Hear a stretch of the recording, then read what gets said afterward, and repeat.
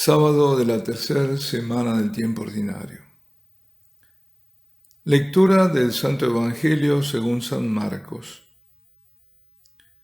Aquel día, al atardecer, dijo Jesús a sus discípulos: «Vamos a la otra orilla». Dejando a la gente, se lo llevaron en barca, como estaba. Otras barcas lo acompañaban.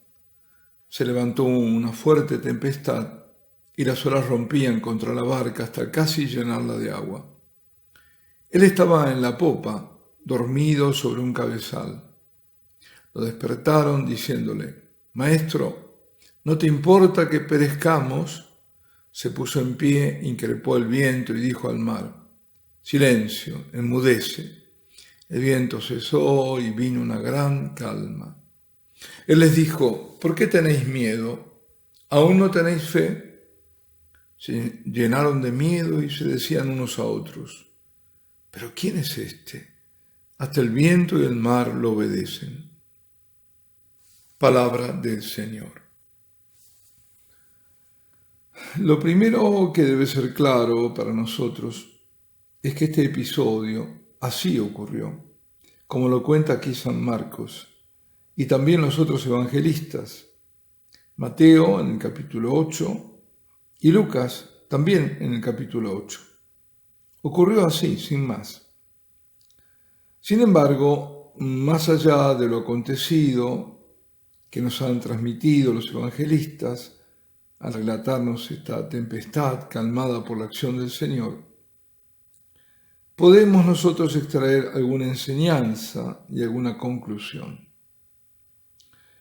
Este pasaje se refleja perfectamente en el Salmo 65, en el que el salmista en alabanzas a Dios dice: «Tú que amansas el fragor de los mares, el fragor de sus olas y el tumulto de los pueblos». Alaba a Dios porque escucha las plegarias y porque perdona.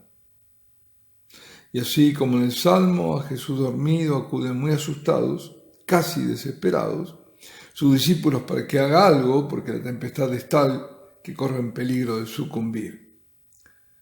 A ese Jesús, que había perdonado los pecados del paralítico, acuden y él escucha el pedido de socorro.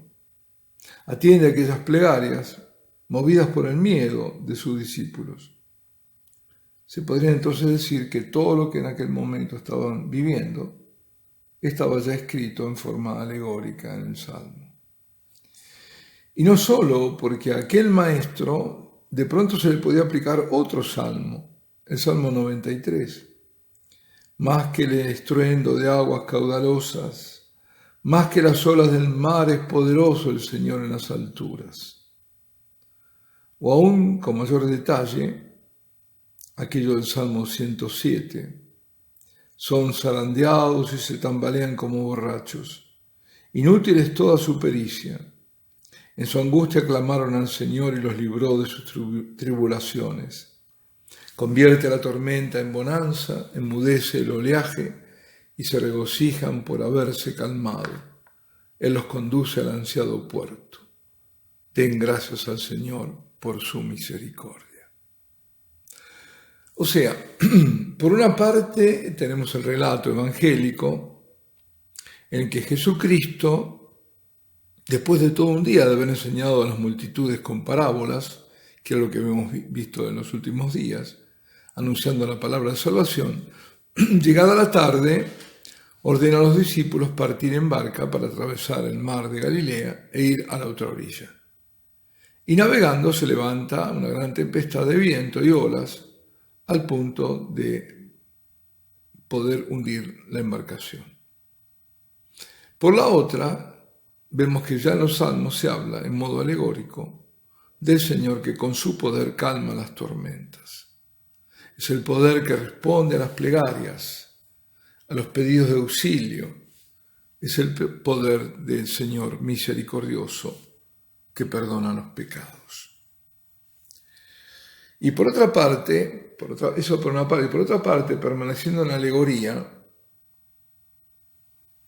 el mar en la Biblia suele representar a las fuerzas maléficas. La barca, a merced de las olas y del viento, es la imagen de la Iglesia, contra la que se abaten las fuerzas hostiles desde siempre. La barca es el misterio de la Iglesia, es el de la misericordia divina, el misterio de la encarnación del Verbo eterno, de Jesús que pareciera dormir en la Eucaristía, en su constante silencio, pero Él está ahí. Jesús, el Señor, está en la barca, en su Iglesia, por más que en un momento parezca desaparecida, minúscula, y por más que parezca que están por hundirlas y que Él ya no esté. Porque hayan quitado o desvirtuado el sacrificio por el que Él se hace presente. No, siempre estará presente.